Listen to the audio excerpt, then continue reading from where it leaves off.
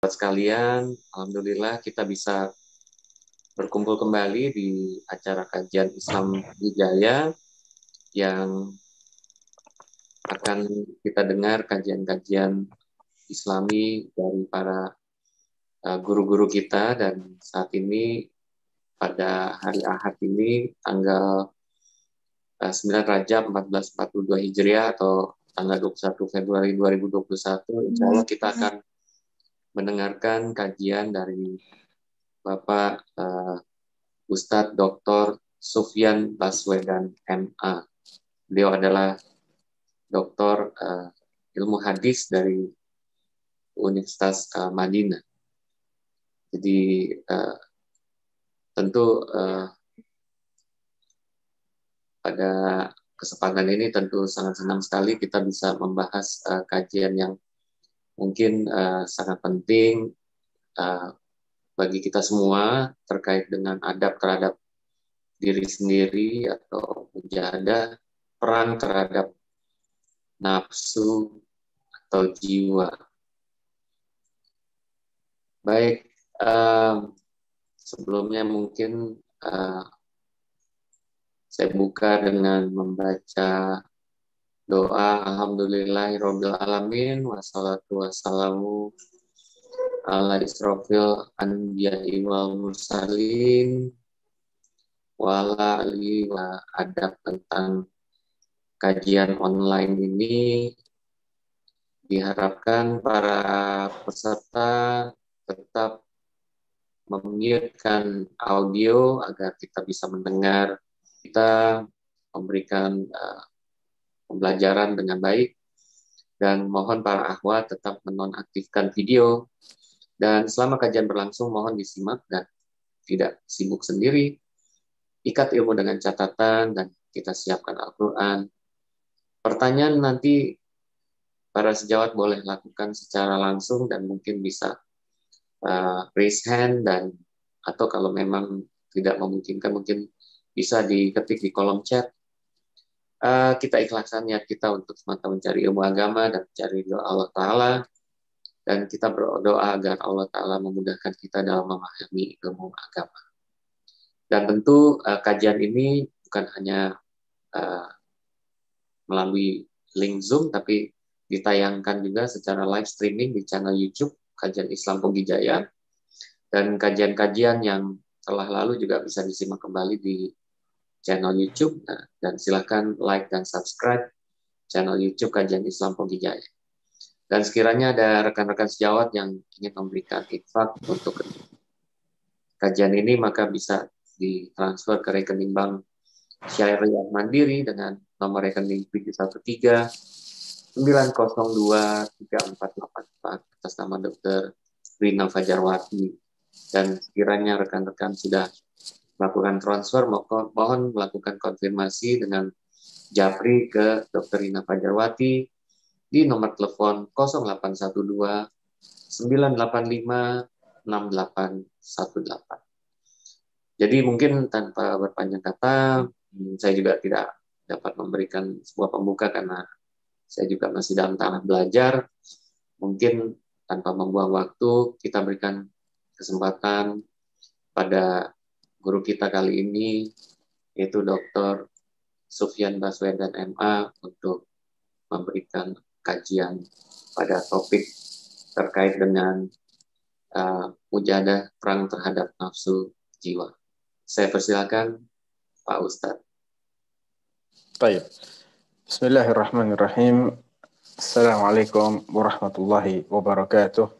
Innal hamdalillah nahmaduhu wa nasta'inuhu wa nastaghfiruh wa na'udzu billahi min shururi anfusina wa sayyiati a'malina. Man yahdihillahu fala mudilla lahu wa man yudlil fala hadiya lahu. Asyhadu an la ilaha illallah wahdahu la syarika lah wa asyhadu anna Muhammadan 'abduhu wa rasuluh. La nabiyya wa la rasula ba'dah sallallahu alaihi wa ala alihi wa sahbihi wa man walahu amma ba'd. Hadirin sekalian, barakallahu fikum. Alhamdulillah, Allah masih memberi kita kesempatan dan juga kesehatan sehingga kita bisa bertemu secara online dalam kajian ilmiah sore hari ini yang bertemakan mujahadah alias perang melawan hawa nafsu. Ayo ikhwah barakallahu fikum. Manusia ini dalam hidupnya, sepanjang hidupnya di dunia, sebetulnya senantiasa dalam perlawanan terhadap musuh-musuh yang kasat mata dan juga musuh-musuh lain yang tidak kasat mata. Yang tidak kasat mata ini, hadirin sekalian, terkadang lebih mematikan dan lebih berbahaya daripada yang kasat mata. Oleh sebab itu, hendaknya manusia ini senantiasa waspada dan tidak hanya mewaspadai yang nampak saja, namun mewaspadai sesuatu yang terkadang seperti kata pepatah musuh dalam selimut, ya. Dan yang paling menjadi musuh bebuyutan bagi diri seseorang selain musuh eksternal seperti iblis dan manusia-manusia yang memusuhi kita adalah hawa nafsu kita. Hawa nafsu kita ini adalah musuh yang paling berat untuk kita lawan. Karena dia dalam diri kita sendiri. Dia senantiasa menyertai kita. Sejak kita lahir ke dunia, dia nggak pernah pisah dari kita. Oleh sebab itu, perang melawan hawa nafsu adalah perang yang tidak ada hentinya. Dan dia baru berhenti kalau kita dipanggil oleh Allah Subhanahu wa Ta'ala. Selama jantung kita masih berdetak, paru-paru kita masih bernafas, maka selama itu pula kita terlibat perang melawan hawa nafsu.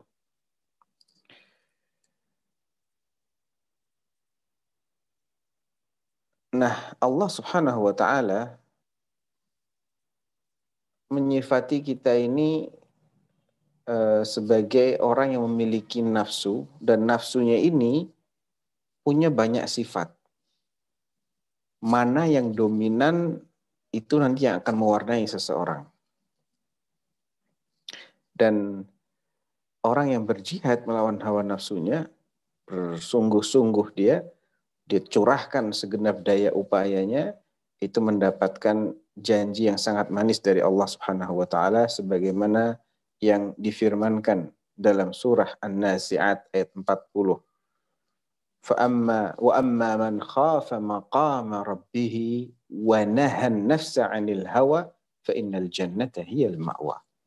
Adapun mereka yang mencemaskan saat mereka menghadap Allah nanti, mencemaskan saat mereka berdiri di padang mahsyar, disidang oleh Allah Rabbul Alamin, dan akan dibalas atas segenap perbuatannya di dunia. Kemudian karena rasa kekhawatirannya tadi, nahan nafsa anil hawa. Dia tahan dirinya dari mengikuti hawa nafsunya. Dia kekang dirinya dari memperturutkan apa yang menjadi bisikan hawa nafsunya. Fa innal jannata hiyal ma'wa. Maka tempat kembalinya adalah jannah. Tempat kembalinya orang yang mampu mengekang hawa nafsunya ini agar tidak liar, namun senantiasa terkendali, tidak keluar melanggar batasan-batasan Allah alias aturan Allah, maka dia akan masuk ke dalam jannah. Perlu kita pahami bahwa para ulama al-muhaqqiqun min ahli ilm, para ulama yang memiliki jiwa atau mereka yang senang meneliti masalah-masalah ilmiah secara objektif, secara akurat, itu menetapkan bahwa sebenarnya jiwa manusia itu atau nafsu seseorang itu satu, akan tetapi dia memiliki sifat-sifat dan dia kadang dinamai sesuai dengan sifat yang mendominasinya. Nah, kalau kita lihat dari sifat-sifat yang dimiliki oleh nafsu manusia itu atau jiwa manusia, maka dia akan terbagi menjadi 3. Yang pertama adalah an-nafsul ammarah bisu. Jiwa yang kerjaannya memerintahkan yang jelek-jelek. Jiwa yang bersifat jahat, senantiasa cenderungnya kepada maksiat, melampiaskan syahwat tanpa melihat dengan cara apa dia lampiaskan, dengan cara halal ataupun dengan cara haram. Inilah nafsu yang jahat, yang jelek. Dan menjadi sumber dari segala perangai-perangai yang jahat. Adapun jenis yang kedua adalah an-nafsul lawwamah. Ini sebaliknya. Yang dijelaskan oleh Al-Imam Ibnul Qayyim dengan sangat indah sekali. Beliau mengatakan, wa amman nafsul lawwamah wa hiya allati aqsama biha subhanahu fi qawlihi wa la uqsimu bin nafsil lawwamah. Maka an-nafsul lawwamah ini kalau diterjemahkan adalah jiwa yang suka mencela. Hakikatnya apa sih jiwa yang suka mencela? Ahli-ahli bahasa berbeda pendapat. Para ulama ada beberapa atau mereka mengajukan beberapa definisi terkait an-nafsul lawwamah yang Allah bersumpah dengannya. Wala uqsimu bin nafsil lawwamah, yaitu kata Allah, dan aku bersumpah dengan an-nafsul lawwamah. Apa sih itu? Sebagian ulama mengatakan hiyallati la tathbutu ala halin wahidah. Jiwa yang tidak pernah stagnan dalam satu kondisi. Dia nggak pernah mapan dengan satu keadaan. Mereka memaknai demikian dari kata-kata at-talawwum. At-talawwum itu at-taraddud, berbolak-balik. Al-lawwamah artinya yang berbolak-balik, tidak bersifat statis. Dan ini adalah salah satu tanda kebesaran Allah ya. Allah bisa menciptakan sesuatu, yaitu jiwa manusia yang memiliki sifat berubah-ubah terus. Berubah-ubah. Kadang dia ingat, kadang dia lupa. Kadang dia marah, kadang dia senang. Kadang dia cinta, kadang dia benci. Kadang dia bahagia, kadang dia sedih.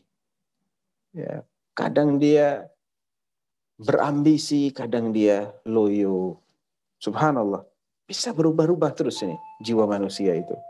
Kemarin ceria, hari ini murung. Ya. Kemarin tertawa, sekarang menangis. Subhanallah. Ini salah satu penafsiran dari an-nafsu al-lawwamah. Sebagian yang lain mengatakan al-lafzah ma'khudzatun minal lawm. Kata al-lawwamah itu diambil bukan dari at-talawwum tapi dari al-lawm. Al-lawm itu artinya celaan. Al-lawwamah berarti jiwa yang suka mencela dirinya sendiri.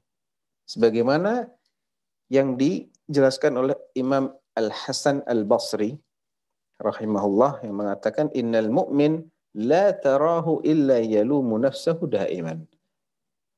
Seorang mukmin itu engkau melihat senantiasa dia itu mencela dirinya. Selalu aja dia masih menganggap dirinya ini belum baik, dirinya ini masih kurang, dirinya ini belum maksimal, dirinya ini masih banyak kelemahannya. Ma aradta bihadza, lima fa'alta hadza. Senantiasa dia berbicara dengan dirinya. Kau sebetulnya melakukan ini itu untuk apa sih? Siapa yang kau harapkan dengan melalui perbuatanmu ini? Ya. Kenapa engkau melakukan seperti ini? Bukankah perbuatan yang lain lebih baik daripada yang kau lakukan barusan?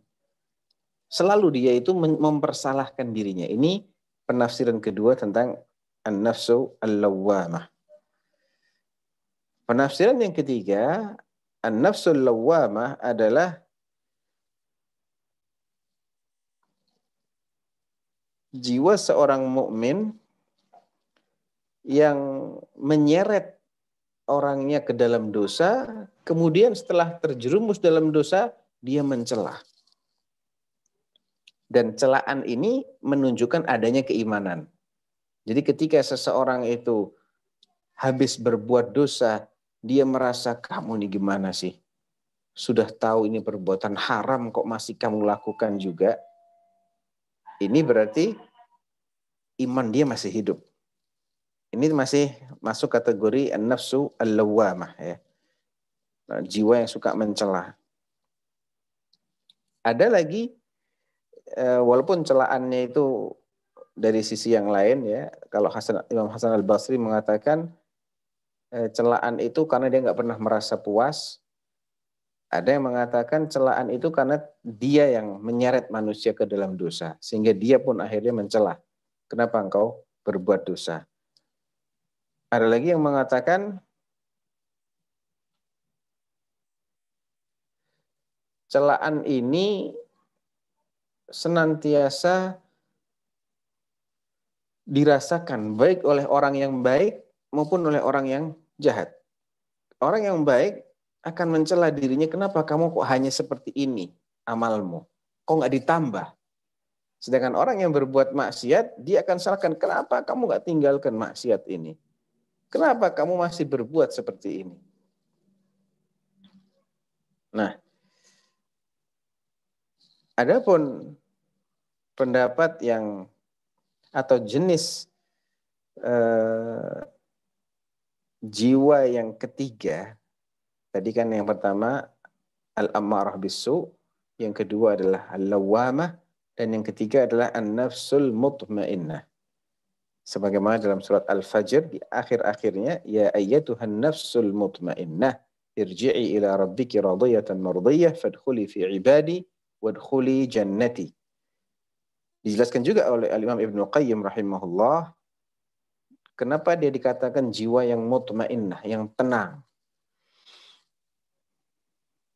Karena dia merasa tenang terhadap Tuhannya, terhadap Rabbnya. Dengan mengabdikan dirinya hanya kepada Allah.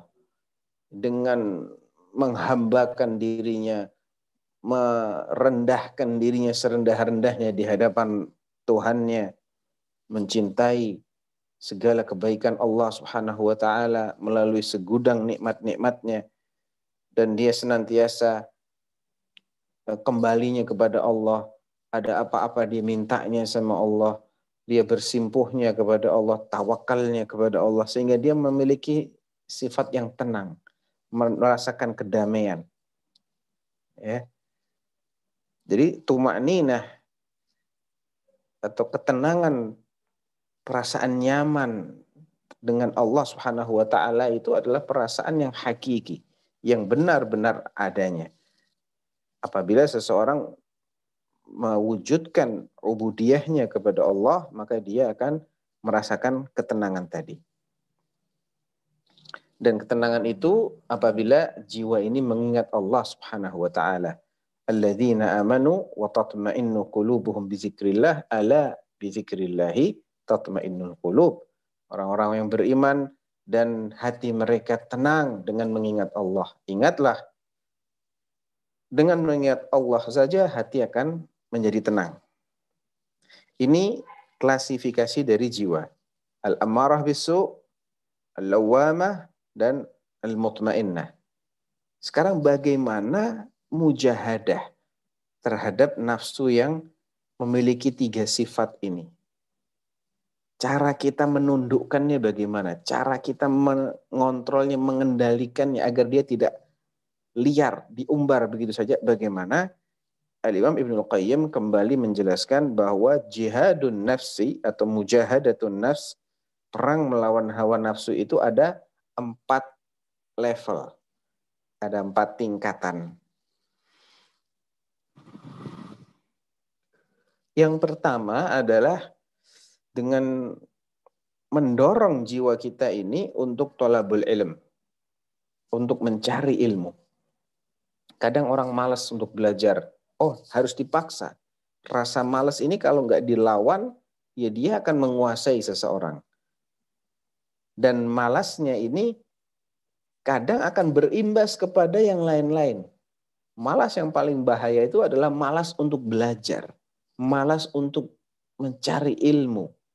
Karena ilmu ini modal untuk selanjutnya. Kalau mencari ilmunya saja sudah malas, bagaimana dia akan beramal? Yang kedua adalah mujahadah, perang melawan hawa nafsu dalam rangka mengamalkan apa yang sudah dipelajari tadi. Belajarnya perlu perlawanan, perlu mujahadah, kemudian setelah dia belajar untuk mengamalkannya juga perlu mujahadah. Jadi tidak cukup dia belajar kemudian sudah selesai. Oh tidak, agama ini kita pelajari untuk kita amalkan. Kemudian yang tahapan ketiga adalah kita harus lawan bisikan hawa nafsu kita ini sehingga kita mau menyampaikan ilmu ini kepada orang lain. Menyebarluaskan ilmu yang penting ini kepada orang lain. Itu juga perlu mujahadah. Ada kalanya orang, aduh, capek, kita harus ngasih tahu, saya harus menjelaskan, nggak enak, sungkan dan lain sebagainya. Ini perlu mujahadah. Yang namanya dakwah itu kadang harus dengan mengesampingkan sungkan-sungkan, rasa nggak enak. Ya, kalau orang Jawa Tengah bilang pekewuh, itu harus dikesampingkan. Ya, harus dikesampingkan, harus dilawan. Dan yang keempat adalah dalam bersabar. Karena ketika mendakwahkan yang benar, mendakwahkan ajaran yang benar, pasti ada yang nggak suka. Itu sudah menjadi sunnatullah. Sudah menjadi ketetapan Allah bahwa setiap orang yang mendakwahkan ajaran para nabi pasti akan ada musuhnya. Oleh karena itu, menghadapi musuh ini juga perlu kesabaran, perlu mujahadah. Jangan begitu apa istilahnya digertak saja sudah langsung mengkerut, nyalinya ciut, kemudian berhenti, tidak melanjutkan lagi dakwahnya. Padahal sejatinya semua orang yang mengajak pada kebenaran pasti akan dimusuhi dengan berbagai macam cara. Dan itu sudah terjadi sejak zaman para nabi sebelum Rasulullah Sallallahu Alaihi Wasallam. Jadi bukanlah sesuatu yang baru, itu sudah menjadi sunnatullah yang terus akan senantiasa seperti itu. Sehingga ini perlu mujahadah. Bagaimana supaya dia tetap istiqamah dalam dakwahnya, istiqamah dalam mengamalkan, istiqamah dalam belajar. Nah,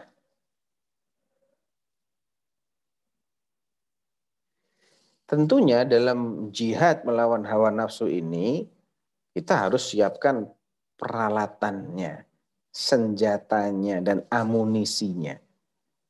Kalau kita nggak bawa senjata apa-apa, nggak punya amunisi, ya kita akan kalah. Karena ini perang.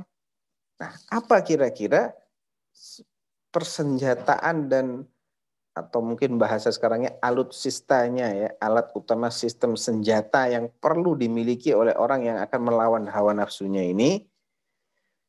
Tentunya yang paling efektif senjatanya adalah sabar. Ya, sabar. Orang yang sabar dalam bermujahadah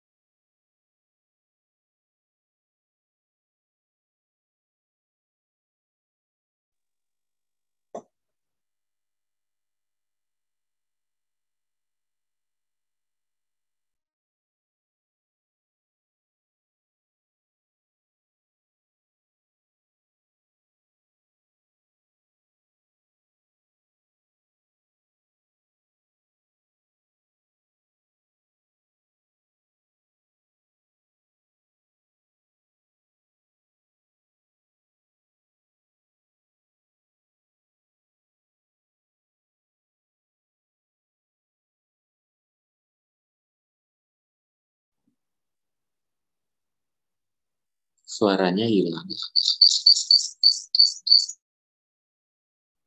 Iya dok, ini mungkin lagi coba koneksi ulang dok.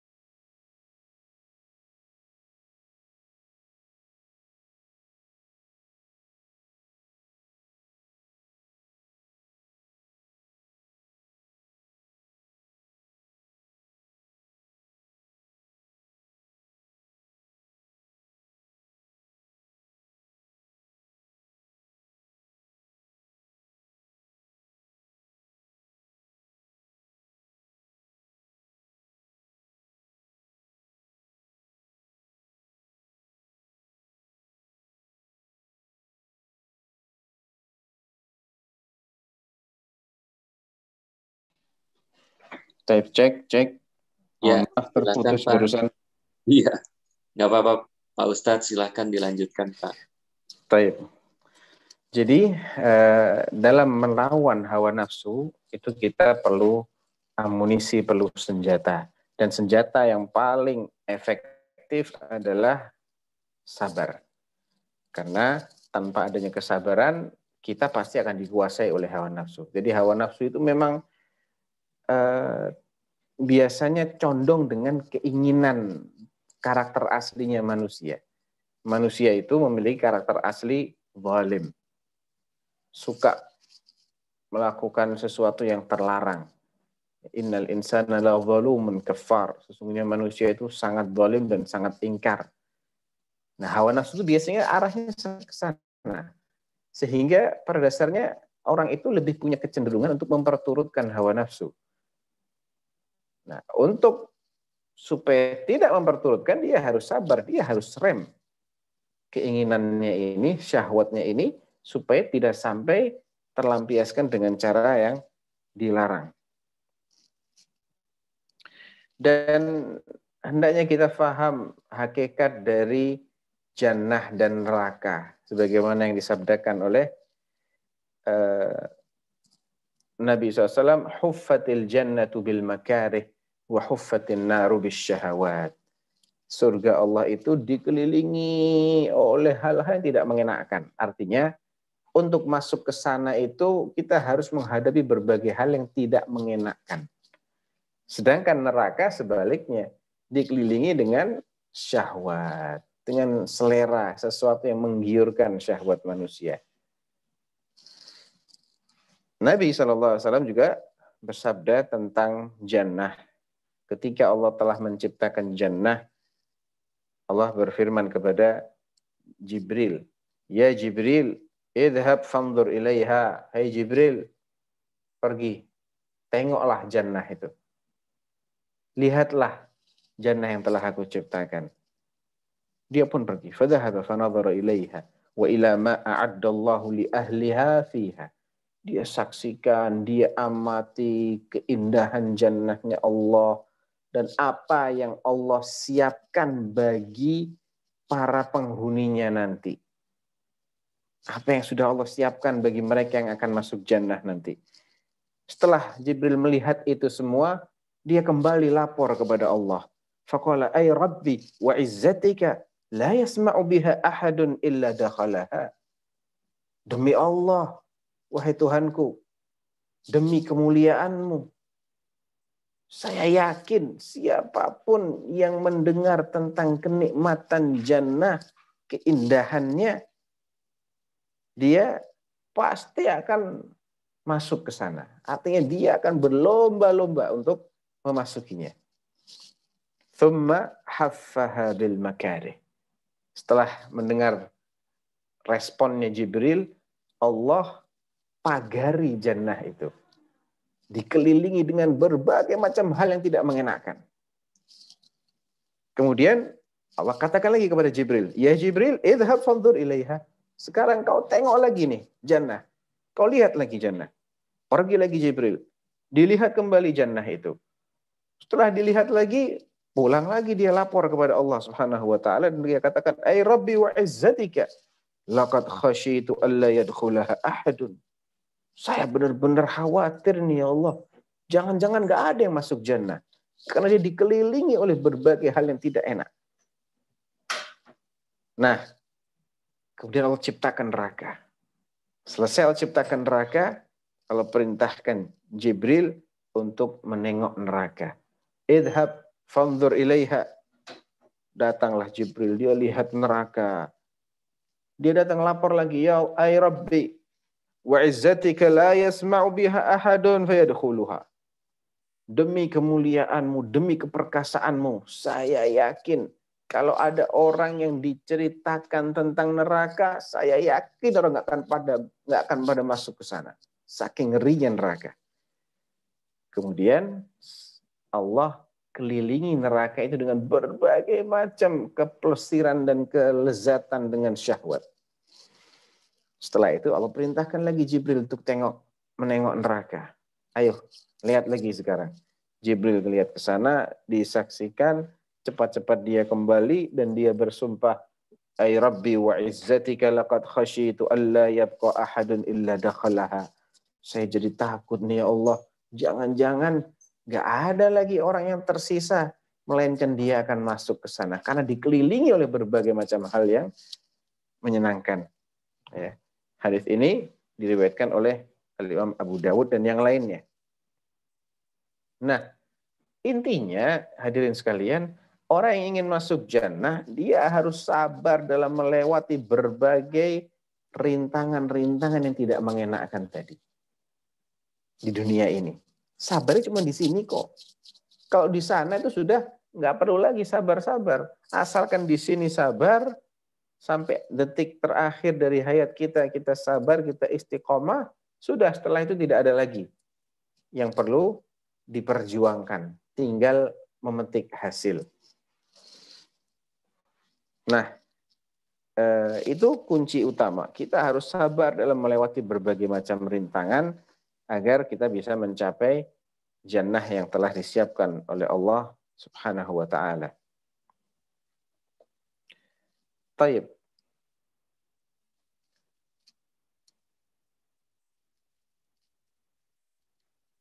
Tadi kita sempat menyinggung bahwa tingkatan mujahadatun nafsu ada 4. Yang pertama adalah berjihad dengan memaksa diri kita untuk mencari ilmu. Untuk talabul ilm, menuntut ilmu, khususnya ilmu-ilmu yang berkaitan langsung dengan keselamatan kita di akhirat. Karena memang fungsi utama kita ini bukan cuma untuk tinggal di dunia, memakmurkan kehidupan dunia, bukan. Fungsi utama kita ini diciptakan oleh Allah untuk tinggal di akhirat. Kampung halaman asli kita itu bukan di bumi, tapi di jannah. Karena nenek moyang kita itu diciptakan oleh Allah di jannah. Karena dosanya dia diturunkan ke dunia sini. Jadi kampung halaman kita itu di akhirat, bukan di dunia. Oleh karena itu kita ini harus mempelajari bagaimana caranya agar nanti ketika kita pulang kampung, kita menikmati hasil jerih payah kita selama di perantauan ini. Analoginya gini loh, ada orang misalnya ya, orang Indonesia, dia belajar, merantau sampai ke luar negeri, mencari ilmu, kemudian dia mencari pekerjaan di luar negeri sana. Dia dapat penghasilan besar. Ya. Lalu penghasilan besarnya ini dia akan kemanakan? Kalau orang yang berakal, yang dia sadar bahwa kampung halaman saya bukan di sini. Kampung halaman saya di Indonesia. Indonesia di mana? Misalnya di Jakarta. Maka dia akan kirim, dia akan transfer tuh penghasilannya. Belikan tanah di sana, bangunkan rumah, belikan kendaraan, investasi ini, investasi di tempat yang dia akan kembali ke sana di masa tuanya nanti. Karena dia yakin saya tidak tinggal di sini, saya tidak akan menetap selamanya di negeri perantauan ini. Sebisa mungkin hasil jerih payahnya itu dia kirim ke Indonesia. Itu orang yang pandai, yang berakal seperti itu. Ya. Demikian juga seorang beriman yang yakin bahwa dunia ini cuma semacam nyebrang jalan aja sih, singkatnya. Kun fid dunya ka'annaka gharibun aw 'abiru sabil. Engkau itu kalau di dunia, sikapilah dunia ini seperti seakan-akan engkau sedang terasing di suatu daerah. Ini bukan daerah asalmu. Engkau tidak ada yang kenal di sini. Ini hanya persinggahan saja, rest area. Tujuan utamamu bukan berhenti di rest area, tapi di sana. Kamu hanya mampir di sini. Atau seperti orang nyebrang jalan. Mana ada orang nyebrang jalan kemudian duduk di tengah jalan? Enggak. Dibilang nyebrang jalan karena singkat sekali. Dari sini starting, nyebrang selesai di sana. Nah, oleh karena itu orang yang benar-benar paham terhadap konsep sejatinya hidup dia itu adalah hidup di akhirat, dia akan makmurkan akhiratnya. Dia akan belajar. Pertama dia harus belajar dulu sebelum dia bisa memakmurkan akhirat, dia harus paksa dirinya, saya harus belajar, saya harus tahu bagaimana saya ini menjadi orang yang bahagia di akhirat. Saya harus pikirkan itu. Karena saya manusia. Kalau binatang, mohon maaf, tidak pernah ada binatang yang berpikir kalau mati dia akan apa, bagaimana. Nggak pernah ada binatang. Binatang itu yang dipikirin hanya bagaimana ngisi perutnya. Kalau lapar, bagaimana melampiaskan syahwatnya. Bagaimana istirahat kalau capek. Nanti bangun, lapar lagi, cari makan lagi. Ya, udah kenyang, istirahat. Ntar syahwatnya bangkit, dia lampiaskan syahwatnya. Udah, itu aja siklusnya binatang.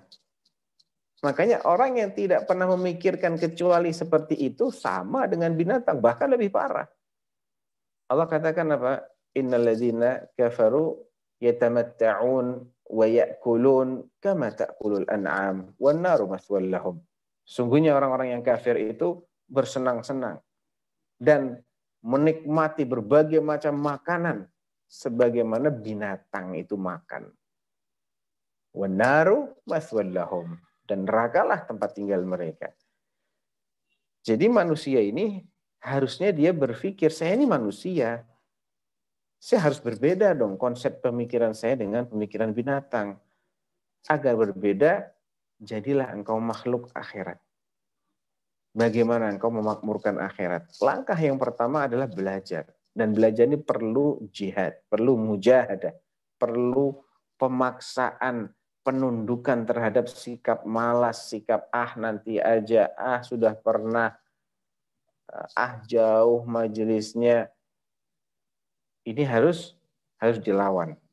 Yang kedua tadi adalah setelah kita mempelajari, mendapatkan ilmunya, jangan lupa paksa diri kita untuk mengamalkan ilmu tersebut. Ilmu itu kadang kalau nggak kita paksakan, ya kita nggak akan semangat untuk mengamalkannya. Berikutnya adalah dalam mendakwahkan kebenaran yang telah dipelajari. kebenaran yang dia amalkan, dakwahkan kepada orang lain. Ajak orang untuk ikut menikmati kebenaran ini. Dan yang kelima adalah sabar dalam menghadapi gangguan, intimidasi, dan perlawanan dari orang-orang yang tidak mau didakwahi, dan itu pasti ada. Inilah 4 tahapan jihad melawan hawa nafsu. Kata Al-Imam Ibnul Qayyim, فَإِذَا اسْتَكْمَلَ الْمُسْلِمُ هَذِهِ الْمَرَاتِبِ الْأَرْبَعِ. Kalaulah seorang muslim telah sempurna dalam mewujudkan keempat tingkatan tadi, sabar dalam menuntut ilmu, sabar dalam mengamalkan ilmu, sabar dalam mendakwahkan ilmu, dan sabar dalam menghadapi gangguan selama berdakwah, maka dia akan termasuk orang-orang yang rabbaniyin. Itu kata Ibnu Qayyim. Para salaf sepakat mengatakan annal alim la yastahiq an yusamma aliman ay yusamma rabbaniyan hatta ya'rifal haqqa. Sepakat nih para ulama bahwa seorang alim tidak sah untuk dijuluki sebagai alim rabbani. Ya, kita kan sering dengar ya, ini alim rabbani. Dia nggak boleh dikatakan rabbani ini sampai dia harus benar-benar mengetahui kebenaran. Satu, syaratnya ya. Dia paham yang benar itu mana. Yang kedua, dia amalkan kebenaran tersebut. Dia amalkan. Yang ketiga, dia ajarkan kebenaran tersebut kepada orang lain. Kalau dia mengetahui kebenaran, mengamalkan kebenaran, dan mengajarkannya, barulah dia layak dijuluki alimun rabbani. Ya. Dan dia akan dihormati oleh penduduk langit maupun penduduk bumi. Nah, sekarang kalau kita sudah memahami hakikat hawa nafsu dan tipikal-tipikalnya, lalu senjata utama kita untuk berjihad melawan hawa nafsu, kesabaran ya. Kemudian kita juga sudah memahami bentuk jihad atau tingkatan jihad dalam melawan hawa nafsu yang 4 tadi. Maka sekarang perlu kita ketahui apa buah manis bagi orang-orang yang mampu mengendalikan hawa nafsunya dan mengaturnya sehingga tidak menyeretnya pada kemurkaan Allah. Yang pertama, ikhda'un nafsi wal hawa li ta'atillahi ta'ala. Dia akan dapat menundukkan hawa nafsunya untuk senantiasa taat kepada Allah Azza wa Jalla. Yang kedua, ib'aduha 'anil syahawat wa saddil qalbi 'anit tamanni wat tashahhi. Kita akan bisa menjauhkan diri kita ini dari berbagai macam syahwat dan sekaligus bisa membentengi hati kita ini dari sikap senang berangan-angan, andai saja, tapi dia nggak berbuat, dia nggak beramal. Dan juga sikap at-tashahhi, artinya tashahhi itu dikit-dikit kepengen ini, lihat orang begitu kepengen begitu, lihat orang ganti lagi kepengen ganti. Ini kan merepotkan, ya. Dan tapi kalau dia bisa kendalikan jiwanya, dia akan terbebaskan dari kerepotan seperti ini. Orang nggak ada puasnya itu kan susah hidupnya. Kaya raya tapi nggak ada puasnya, itu tersiksa loh. Lain halnya dengan orang yang nerima, dia punya sifat qanaah. Orang yang seperti ini akan lebih tenang hidupnya dibandingkan orang kaya tapi dia nggak punya rasa puas.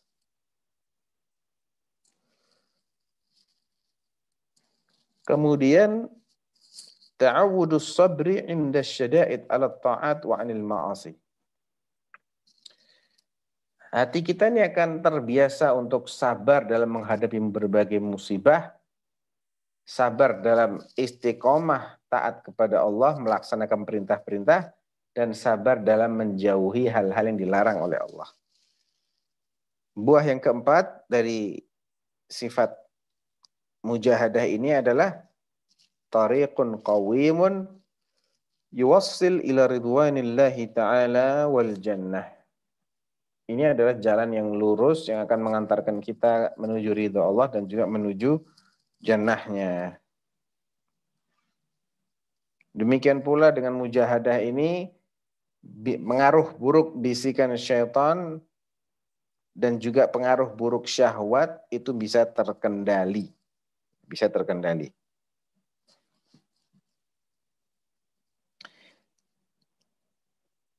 Nah, itu beberapa buah manis di balik amal mujahadatun nafsi atau berjihad melawan hawa nafsu. Ya. Mudah-mudahan ini bisa kita fahami, bisa kita cerna, dan kita bisa memetik berbagai faedah-faedah ilmiah di balik tausiah pada sore hari ini. Dan apabila tersisa waktu, maka saya akan buka sesi tanya jawab. 6.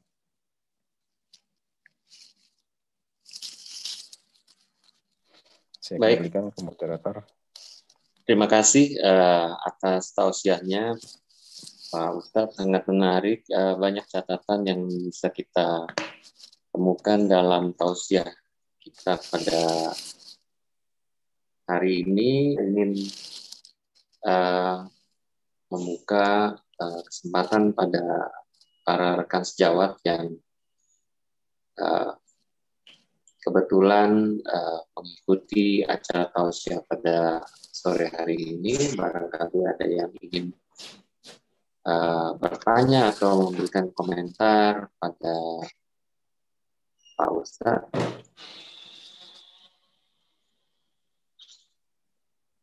Silakan. Ya, sangat menarik Pak Ustadz. Jadi, Assalamualaikum. Ya, saya halo.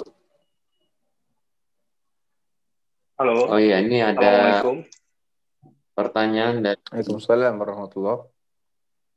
Oh iya, silakan Dr. Ilhami. Silakan. Ya, terima kasih. Assalamualaikum warahmatullahi wabarakatuh, Ustadz. Waalaikumsalam Mohon izin bertanya. Silakan, Dok. Di satu sisi, untuk pengembangan ilmu, itu kita harus mempunyai suatu sifat tidak puas. Jadi teliti lagi, teliti lagi, teliti lagi, teliti lagi. Dan itu berdasarkan semacam cita-cita atau hipotesis tertentu. Bagaimana hubungannya dengan kita harus puas, di satu sisi supaya kita tadi bersabar, tetapi di sisi lain dari kaidah ilmu kita tetap memerlukan hal itu. Terima kasih Ustadz. Assalamualaikum warahmatullahi wabarakatuh. Iya, waalaikumsalam warahmatullahi wabarakatuh. Memang ada ada kalanya kita nggak boleh puas. Kita nggak boleh puas ini dalam hal-hal yang sifatnya akhirat, terkait dengan maslahat akhirat. Kita disuruh berlomba-lomba. Jangan merasa cukup. Bahkan Allah Subhanahu wa taala menceritakan bagaimana nanti penyesalan orang-orang yang sampai di akhirat sana dan dia membawa sedikit kebaikan, dia berangan-angan kan agar dikembalikan ke dunia. Untuk apa? Aku ingin bersedekah, ya, di surat Al-Jumu'ah ya kalau nggak salah ya.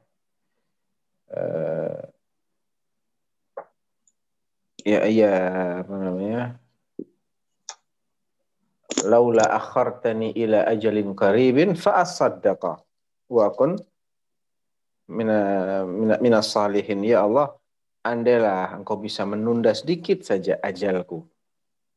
Aku ingin sedekah. Nah, dalam hal-hal seperti ini memang kita dituntut untuk jangan pernah merasa puas dengan amal soleh.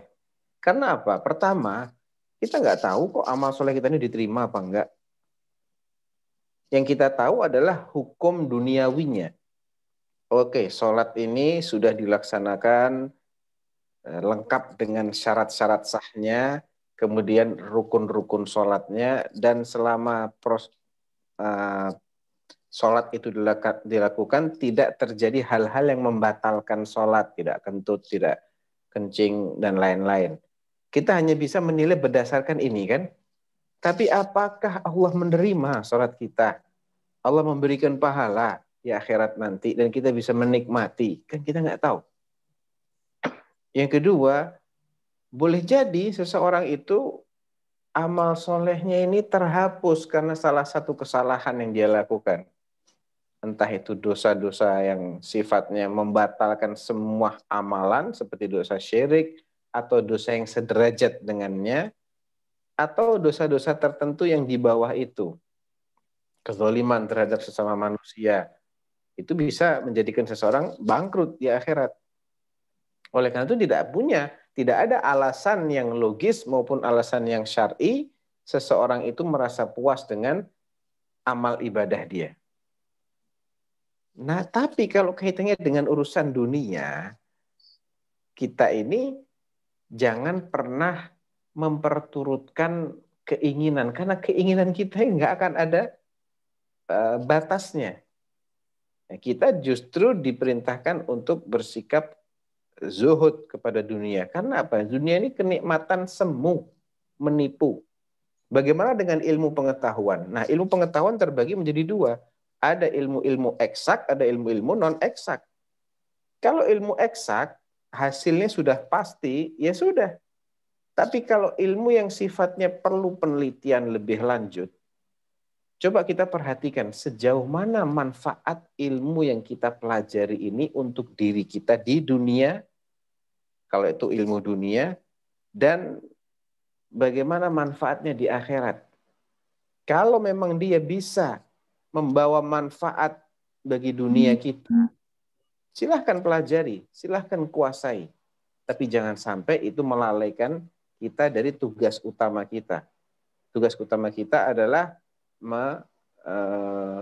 menyibukkan diri kita dengan ibadah, pengabdian kepada Allah Subhanahu wa taala. Jadi begitu Dr. Ilhami ya. Nah. Baik, jazakallahu khairan Pak Ustadz. Jadi ini juga kelihatannya menjawab juga pertanyaan Dr. Rian terkait dengan apakah kesuksesan capaian-capaian dunia ini perlu ditekan atau diperangi. Tadi Pak Ustadz sudah menjelaskan bahwa tetap tugas utama kita adalah akhirat. Jadi semua apa yang menjadi capaian-capaian di dunia ini kelihatannya semu. Ya. Ya. Baik. Saya tambahkan Dok, sedikit saya jadi teringat. Allah Subhanahu wa taala menjelaskan tentang hakikat orang berilmu yang sebenarnya dengan orang yang tidak berilmu. Itu di surat Ar-Rum, surat ke-30 ayat 5 dan 6. Silahkan dicatat, nanti bisa direnungi. Allah berfirman, wa'dallah la yukhlifullahu wa'dah, walakinna aktsaran nasi la ya'lamun. Itulah janji Allah, dan Allah tidak akan mengingkari janjinya. Tapi kebanyakan manusia itu la ya'lamun. Artinya tidak mengetahui. Itu bahasa halusnya. Ya, bahasa nggak enaknya bodoh. Allah katakan kebanyakan manusia itu tidak tahu, nggak berilmu, alias bodoh, jahil. Siapakah sejatinya orang-orang yang tidak berilmu itu, ya Allah? Ayat yang ke-6 menjelaskan siapakah yang dimaksud. Ya'lamuna. Orang-orang yang tidak tahu itu adalah orang-orang yang tahu. Kok aneh? Nggak tahu kok tahu. Iya. Tapi yang mereka ketahui hanyalah ya'lamuna zahiran minal hayatid dunya. Mereka hanya tahu yang kasat mata aja dari kehidupan dunia ini. Ya, mereka pelajari ilmu astronomi, ilmu fisika, ilmu biologi, ilmu geologi, ilmu geografi, ilmu ini, ilmu itu. Ilmu-ilmu yang kasat mata ini mereka pelajari luar biasa. Rajin mereka belajar itu. Wahum anil akhirati hum ghafilun. Tapi sayang, mereka kalau masalah akhirat nggak pernah mikir sama sekali. itu hakikat orang bodoh. Walaupun dia memiliki gelar yang panjangnya 1,5 meter terkait ilmu dunia, tapi kalau dia nggak pernah ingat bahwasanya dia itu bakalnya pulang ke kampung halaman aslinya akhirat, dan di sana dia akan menerima segala balasan atas amal perbuatan dia. Kalau dia nggak pernah mikir ke sana, itu adalah orang yang sebetulnya orang bodoh. Nah, jadi jangan sampai seorang mukmin itu semangat luar biasa dalam mencari ilmu dunia, akhirnya dia korbankan ilmu dia untuk menjadi sejahtera di akhirat. Sangat rugi itu. Gitu dok, tambahannya. Iya, jazakallahu khairan.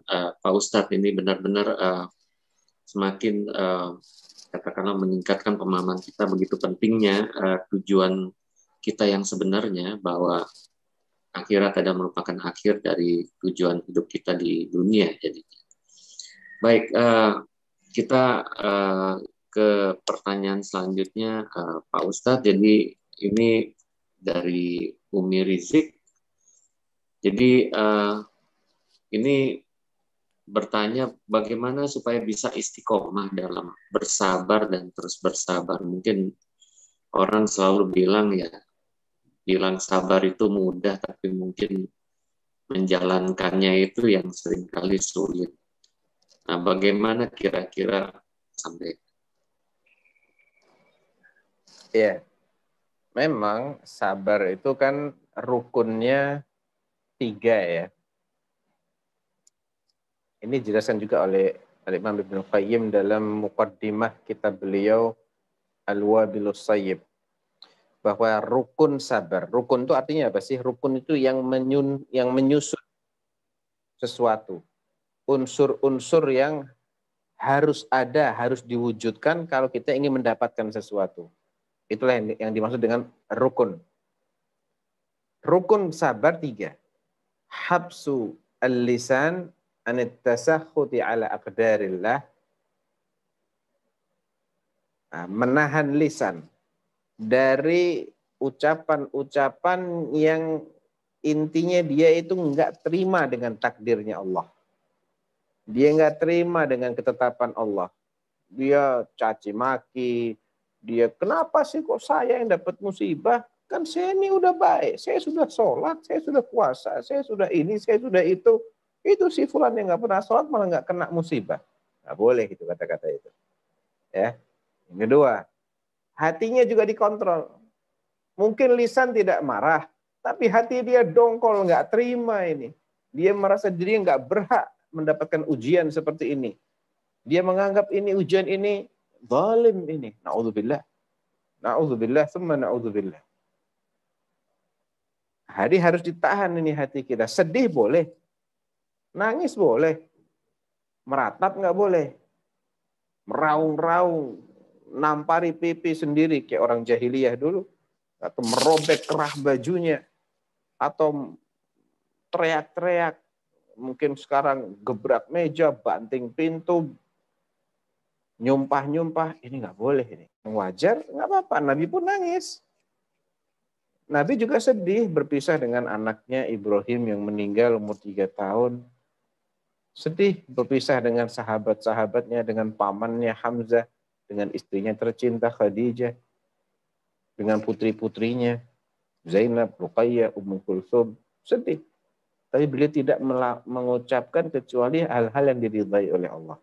Dan yang ketiga, beliau mengendalikan anggota badan dari melakukan hal-hal yang menafikan kesabaran. Seperti tadi tampar pipi, sobek kerah baju, teriak-teriak. Kalau kita sudah bisa mewujudkan ketiga unsur ini, berarti kita masuk kategori sabar. Supaya kita istiqomah, bagaimana? Ya, diantaranya adalah dengan mengingat-ingat betapa besar pahala yang Allah janjikan bagi mereka yang sabar. Allah berfirman, "Innama yuwaffas sabiruna ajrahum bighairi hisab." Orang-orang yang sabar itu pahala mereka akan dipenuhi oleh Allah. Tak pakai hitungan. Kalau suatu amalan mungkin pahalanya sekian. ini sekian, nggak lebih dari itu. Tapi kalau sabar, nggak ada batas maksimalnya. Nggak pakai hitungan. Ya. Allah juga berfirman, "Wabasyiris sabirin." Beri kabar gembira orang-orang yang sabar. Kabar gembiranya apa ya Allah? Kabar gembiranya unlimited. Tidak ada batasan khusus. Ini luar biasa. Kemudian coba kita renungi, kalau saya nggak sabar, apakah akan berubah keadaannya? Yang namanya musibah yang harus disikapi dengan sabar, dia tidak akan berubah. Sudah terjadi, terjadi. Jadi kita hayati, kita renungi kembali. Kalau saya nggak sabar, rugi saya 2 kali. Musibahnya nggak hilang, pahala nggak dapat. Tapi kalau saya sabar, saya akan mendapatkan pahala di balik musibah ini. Sehingga musibah ini akan berbalik menjadi ladang amal soleh bagi kita. Itu kalau sabar menghadapi musibah. Ada sabar jenis kedua dan sabar jenis ketiga. Jenis kedua dan jenis ketiga ini juga memerlukan mujahadah, yaitu sabar dalam melaksanakan ketaatan kepada Allah. Sabar dalam beribadah. Ya, orang sholat 5 waktu, kadang capek, kadang ngantuk, harus sabar lawan ngantuknya. Ya, ingat dunia ini negeri tempat kita capek-capek. Dan itu hanya sesaat kalau dibandingkan dengan tempo atau durasi kita akan tinggal di akhirat. Semua ahlu dunia ketika ditanya, "Kam labithtum fil ardi adada sinin?" Qalu labithna yawman aw ba'da yawmin fas'alil 'adin. Qala illa labithtum illa qalila. Tanyakan kepada mereka, berapa lama masa bertahun-tahun yang kalian habiskan di dunia itu? Kata mereka, kami ini sebetulnya cuma tinggal 1 hari atau setengah hari. Nggak tahu dah tempat tepatnya berapa. Tanya tuh yang pandai menghitung itu berapa. Kata Allah, sejatinya kalian hanya tinggal sesaat di dunia. Ini kenikmatan sesaat. Kesusahannya juga sesaat. Bahkan Ibnu Qayyim membuat pendekatan begini. Lamanya umur umat manusia di dunia, rata-rata kan kata Nabi 60-70 tahun umat beliau ya. 60-70 tahun itu, kalau dibandingkan dengan akhirat, seperti kandungan, usia janin dalam kandungan, dibandingkan dengan setelah dia lahir sampai dia meninggal dunia yang rata-ratanya 60-70 tahun. Apa artinya 9 bulan dibandingkan dengan 60-70 tahun? Singkat sekali kan? Demikian pula, apa artinya umur kita di dunia dibandingkan dengan kehidupan akhirat yang nggak ada habisnya, nggak ada ujungnya. Nah, jadi kalau kita mengingat-ingat itu, insya Allah kita jadi, sebentar kok ini. Dan Allah janjikan pahala yang besar, saya akan sabar. Ini cuma sebentar saja. Nanti ada godaan hawa nafsu untuk maksiat. Ini juga perlu kesabaran. Sabar. Jangan di sini. Ada kok pelampiasan yang halal. Apa sih? Syahwat manusia itu makan. Ada yang halal, banyak yang halal yang kita bisa makan. Minum, banyak yang halal. Yang dihalalkan lebih banyak daripada yang diharamkan. Apalagi syahwat laki-laki kepada perempuan atau sebaliknya.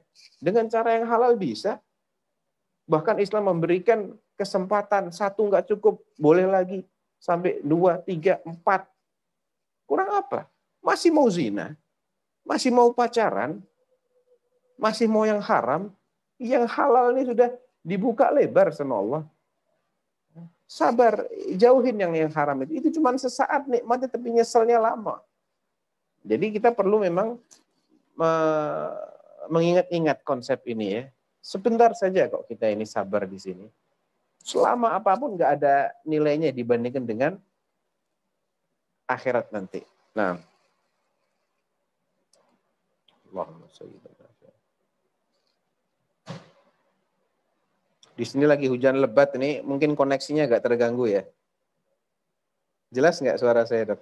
Suara antum nggak kedengeran nih, mungkin mute.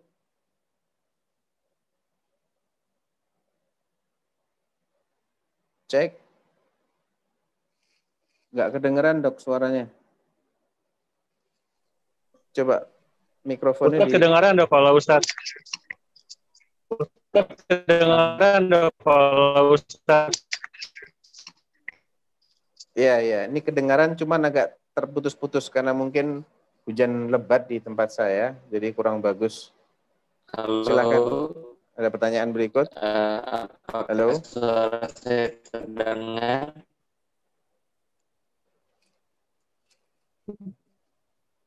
Mengingat-ingat kira-kira apa sih tujuan bersabar, karena tentu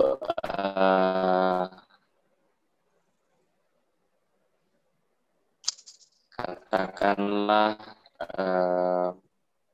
harga yang nantinya itu memang di sini ada beberapa pertanyaan yang kurang lebih senada, yaitu bagaimana tetap istiqomah dalam kesabaran meskipun ya tidak sedang sendirian, tidak ada orang lain, berbagai hal yang katakanlah mungkin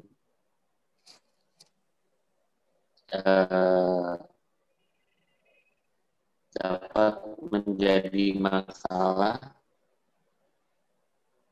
Jadi kira-kira kemungkinan tadi sudah terjawab oleh Pak Ustadz. Ini ada pertanyaan menarik nih terkait dengan masalah sabar juga. Ini karena kelihatannya interpretasi sabar ini jadi banyak berasal dari sudut pandang. Ini ditanyakan apa sikap untuk pasrah itu juga dianggap sebagai sebuah kesabaran. Pasrah di sini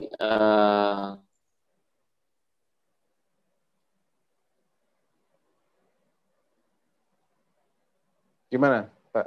Boleh saya jawab? Yang terakhir saya dengar tadi, Pak Ustadz. apakah Ya, pasrah silakan. itu Mohon maaf sabar kalau gitu ya? putus-putus. Ya, silakan, maaf kalau putus-putus. Iya Pak Ustadz. Ya. Mohon maaf. Jadi memang putus-putus. Kita lihat dari 3 macam sabar tadi. Sabar kan ada 3 ya. Sabar dalam menghadapi musibah, sabar dalam melaksanakan ketaatan, dan sabar dalam menghindari larangan. Atau sabar dalam menghadapi musibah, sabar dalam melaksanakan perintah, dan sabar dalam menjauhi larangan. Kalau terkait dengan musibah, ya kita harus pasrah, artinya musibah ini kan di luar keinginan kita. Ini murni takdir Allah, ketetapan Allah. Misal, seseorang sudah berhati-hati di jalan, diserempet orang, tiba-tiba tabrakan, ya, atau mungkin bannya selip atau apa, atau ditinggal mati oleh karib kerabat yang dia cintai, atau dia sakit, sudah berusaha menerapkan protokol kesehatan, terpapar juga misalnya. Nah, hal-hal yang seperti ini kita bisa apa kalau nggak pasrah gitu loh. Kita pasrah, ya Allah, emang ini sudah ketetapanmu. Saya nggak akan bisa menolak ketetapanmu. Tapi dia bisa mengupayakan satu hal, yaitu sabar tadi. Tahan hatinya. Jangan sampai dongkol terhadap ketetapan Allah yang sifatnya musibah-musibah seperti ini. Tahan lisannya. Jangan sampai menggerutu, menyalah-nyalahkan ini itu, yang menunjukkan dia ini nggak terima dengan musibah ini. Toh sudah terjadi kok. Sudah terjadi. Ya. Kalau menuntut ganti rugi dari orang yang bersalah, itu nggak apa-apa, itu hak dia. Misal, seseorang diserempet di jalan, mobilnya rusak karena kesalahan yang nyerempet. Terjadinya serempetan itu musibah. Tapi yang dirugikan berhak secara syar'i untuk minta ganti rugi. Ini tidak menafikan kesabaran. Namun dia harus menerima. Ya khalas, qaddarallah wa ma syaa fa'al. Celaka misalnya diserempet itu sampai luka, harus dijahit atau mungkin lebih parah lagi harus dioperasi, ada biaya yang dia harus keluarkan, dia minta ganti rugi, itu hak dia, nggak ada masalah. Tidak menafikan kesabaran, tapi dia harus menerima ini musibah. Ya Allah, mudah-mudahan dengan ini pahala saya bertambah, dosa-dosa saya digugurkan, dicuci. Nah, itu namanya sabar menghadapi musibah. Kalau sifatnya menghadapi istiqomah dalam melaksanakan perintah Allah, nggak boleh kita pasrah pangku tangan, nggak boleh, kita harus proaktif. Ya, sholat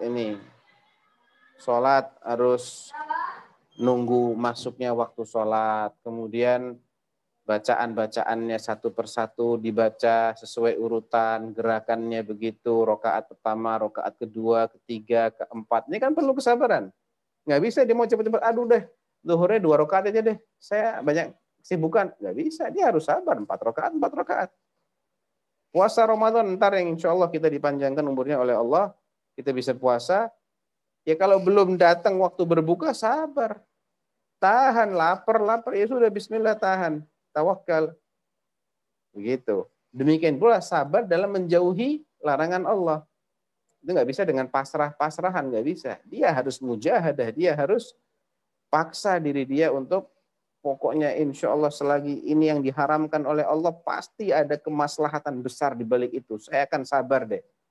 Nggak mungkin Allah ngelarang sesuatu yang manfaat bagi kita. Nggak mungkin. Yang dilarang tuh pasti sesuatu yang berbahaya, yang jelek yang dilarang. Saya belum tahu di mana letak bahayanya. Nggak apa-apa, saya sabar, saya percaya dengan Allah Subhanahu wa taala. Allah Maha Pengasih sama hambanya, Allah Maha Tahu, Allah Maha Bijaksana, Allah nggak akan zalim. Saya percaya. Begitu. Nah, Baik, Pak Ustadz, jazakallahu khairan. Jadi semakin jelas ya kita bagaimana pentingnya kita tetap bersabar. Nah, ini ada pertanyaan menarik nih dari Dokter Arya nih, teman saya. Terkait dengan tujuan tadi bahwa kita tetap ingin mengejar akhirat, tapi dalam kehidupan di dunia ini kira-kira bisa nggak ya kita membagi porsi aktivitas kita supaya tujuan tadi tercapai? Kira-kira ada pembagian porsi aktivitas ini nggak, tipsnya. Pak Ustadz? Kira-kira. Iya, jadi begini.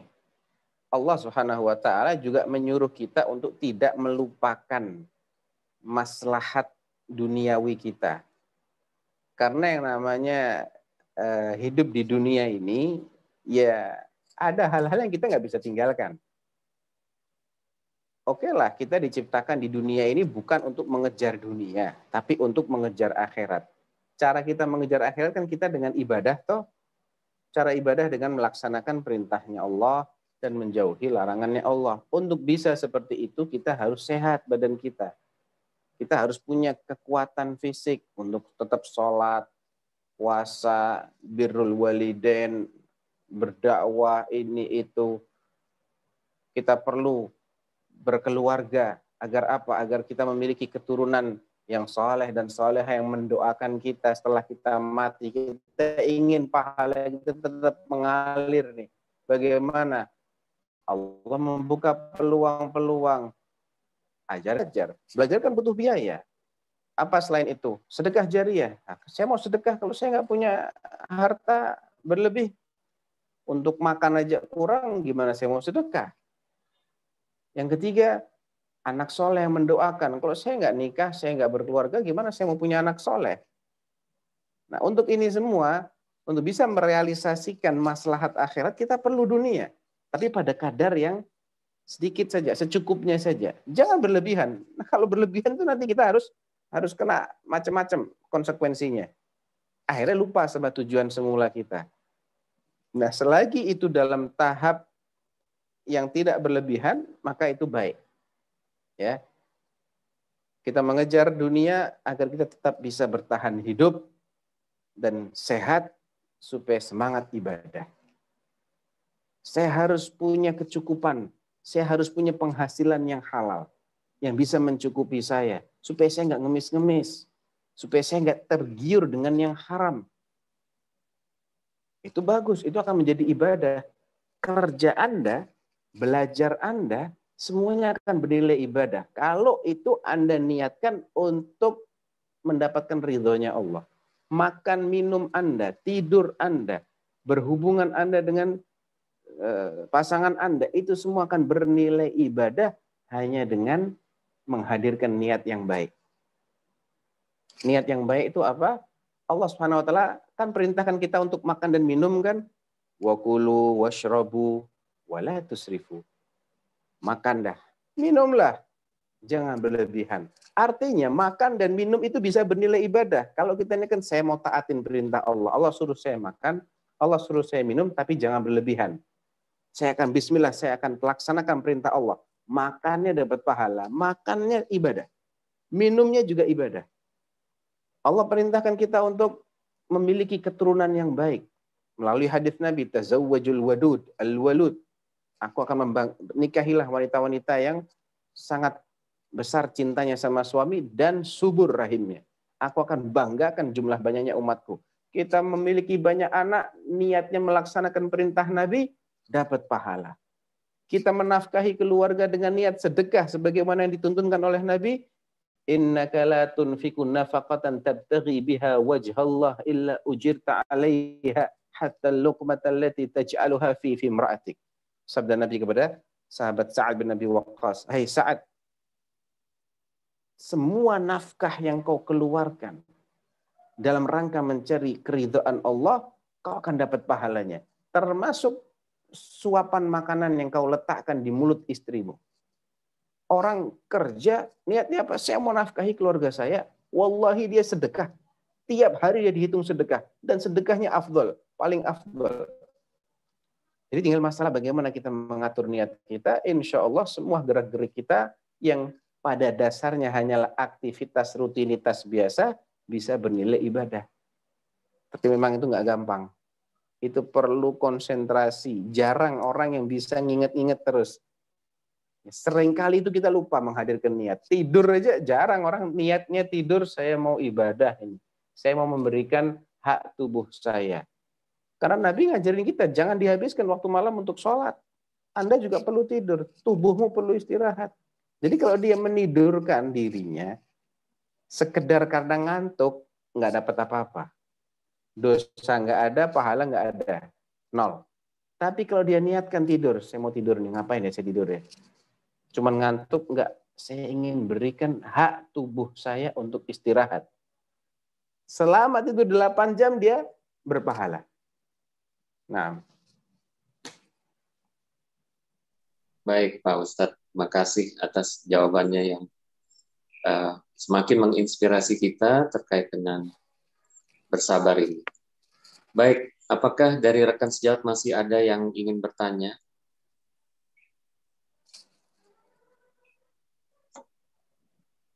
Baik, kelihatannya di kolom chat sudah tidak ada dan tidak ada yang raise hand. Baik Pak Ustadz, mungkin sebelum kita tutup majelis kita pada hari ini, mungkin Pak Ustadz bisa menyampaikan sedikit katakanlah kesimpulan akhir dari kajian kita pada hari ini. Baik, bismillah, barakallahu fiik. Jadi intinya, ayyuhal ikhwah sekalian ya, memang kita di dunia ini tempat kita untuk bersusah payah, berletih-letih, senantiasa berperang melawan musuh-musuh yang terlihat maupun melawan musuh-musuh yang tidak terlihat. Dan yang kedua ini lebih sering kita hadapi dan lebih berbahaya, yaitu hawa nafsu kita, termasuk juga bisikan-bisikan syaitan. Oleh karena itu kita harus senantiasa berjuang menundukkan hawa nafsu, yaitu dengan mempelajari bagaimana saya bisa senantiasa dalam keadaan taat kepada Allah. Apa yang saya harus lakukan agar Allah ridho sama saya? Apa yang saya harus tinggalkan agar Allah ridho, agar Allah nggak murka? Bagaimana saya menghadapi musibah-musibah? Ini dimulai dari ilmu. Dan alhamdulillah salah satu yang kita lakukan sekarang ini adalah bagian dari jihad. Kita mungkin perlu bersabar duduk, banyak kesibukan, mungkin banyak aktivitas yang kita harus korbankan untuk thalabul ilm. Ini tentunya perlu mujahadah. Setelah itu kita harus berusaha lagi untuk kita amalkan. Tadi saya sudah belajar rukun-rukun sabar yang 3. Oke, saya akan amalkan. Ketika saya menghadapi musibah, saya akan berusaha untuk tidak mengucapkan kata-kata yang mungkin sebelumnya kita biasa mengucapkannya. Yang terkadang justru gara-gara itu musibah kita tidak memiliki makna apa-apa selain ya kita sedih saja. Tapi ketika kita mampu menahan, kita akan mendapatkan pahala yang besar. Ya. Kemudian setelah itu kita berusaha untuk mengajarkan ilmu ini. Dengan kita ajarkan ilmu ini, dan itu perlu jihad, perlu mujahadah juga, maka ilmu ini akan semakin kita hafal, semakin kita fahami. Tapi kalau kita cuma serap untuk diri kita, tidak kita sampaikan ke orang lain, biasanya akan cepat terlupakan. Dan yang terakhir adalah kita harus sabar dalam mengajarkan, dalam mendakwahkan. Ya, karena pasti ada orang-orang yang tidak suka, ada orang-orang yang keberatan. Itu udah bagian dari dinamika hidup. Semua orang-orang yang dicintai oleh Allah melewati tahapan itu. Nabi pun juga dicela, Nabi juga dihujat, Nabi juga dimusuhi. Apalagi kita. Barakallahu fiik, mungkin itu ringkasan dari kajian kita pada sore hari ini. Wallahu ta'ala alam. Sallallahu ala nabiyyina Muhammad wa ala alihi wa sahbihi wasallam. Assalamualaikum warahmatullahi wabarakatuh. Terima kasih Pak Ustadz atas kajiannya dan tausiahnya pada sore hari ini, di hari Ahad ini. Semoga apa yang Pak Ustadz sampaikan pada kami semua dapat bermanfaat, dan tentunya ini menjadi bekal kita bersama-sama untuk menghadapi kehidupan di dunia ini. Dan tentunya kita meskipun melakukan fungsi kita sebagai seorang manusia di dalam kehidupan sosial, tapi tetap kita memahami bahwa hakikat kehidupan kita di dunia ini sebenarnya adalah menuju akhirat sebagai kampung halaman kita di akhir kehidupan kita nanti. Baik, terima kasih. Sebelumnya sebagai moderator pada hari ini, saya mohon maaf apabila sekiranya dalam pembawaan saya ada hal-hal yang belum sempurna. Ketidaksempurnaan adalah milik saya dan sempurna adalah milik Allah Subhanahu wa taala. Subhanallahumma wa bihamdik asyhadu alla ilaha illa anta astaghfiruka wa atubu ilaik. Saya tutup acara pada kajian Islam Pogi Jaya pada hari ini. Jazakumullahu khairan sekali lagi pada Pak Ustadz dan juga para sejawat sekalian yang sudah bergabung di acara kita pada hari ini. Kita bertemu lagi di kajian Islam pada kesempatan berikutnya. Wassalamualaikum warahmatullahi